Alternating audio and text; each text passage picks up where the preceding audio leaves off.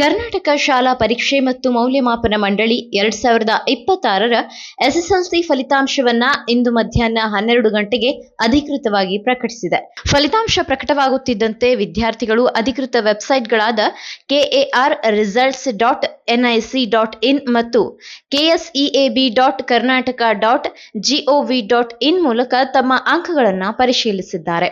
ಈ ವರ್ಷದ ಫಲಿತಾಂಶದಲ್ಲಿ ದಕ್ಷಿಣ ಕನ್ನಡ ಜಿಲ್ಲೆ ರಾಜ್ಯದಲ್ಲೇ ಅಗ್ರಸ್ಥಾನ ಕಾಯ್ದುಕೊಂಡಿದ್ದು, ನಿರಂತರ ಶೈಕ್ಷಣಿಕ ಸಾಧನೆಯ ಮೂಲಕ ತನ್ನ ಶ್ರೇಷ್ಠತೆಯನ್ನ ಮತ್ತೆ ಸಾಬೀತುಪಡಿಸಿದೆ.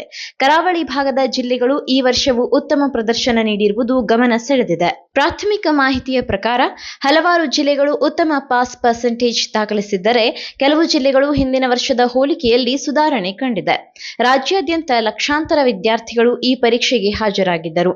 ಶಿಕ್ಷಣ ಇಲಾಖೆಯ ಮೂಲಗಳ ಪ್ರಕಾರ ಈ ಬಾರಿ ಜಿಲ್ಲಾವಾರು ಫಲಿತಾಂಶ, ಟಾಪರ್ ಪಟ್ಟಿ ಹಾಗೂ ಒಟ್ಟಾರೆ ಪಾಸ್ ಪ್ರಮಾಣವನ್ನು ಕೂಡ ಪ್ರಕಟಿಸಲಾಗಿದೆ. ವಿವಿಧ ಜಿಲ್ಲೆಗಳ ಸಾಧನೆ ವಿಶ್ಲೇಷಣೆ ಈಗ ಶಿಕ್ಷಣ ವಲಯದಲ್ಲಿ ಚರ್ಚೆಗೆ ಕಾರಣವಾಗಿದೆ.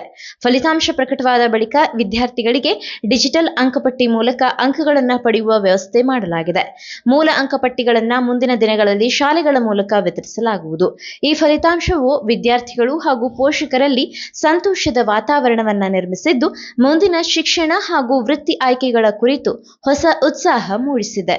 ನೀವು ಸಣ್ಣ ಆಗ್ಬೇಕಲ್ವಾ? ಅದು ಒಂದು ಉತ್ತಮ ಆಹಾರದಿಂದ ಸಣ್ಣ ಆಗ್ಬೇಕಲ್ವಾ? ಪ್ರತಿದಿನ ನಮ್ಮ ಜೀನಿ ಸ್ಲಿಮ್ ನ ಯೂಸ್ ಮಾಡಿ ಯಾವುದೇ ಸೈಡ್ ಎಫೆಕ್ಟ್ ಇಲ್ದಂಗೆ ನೀವು ಸಣ್ಣ ಆಗ್ತೀರಾ.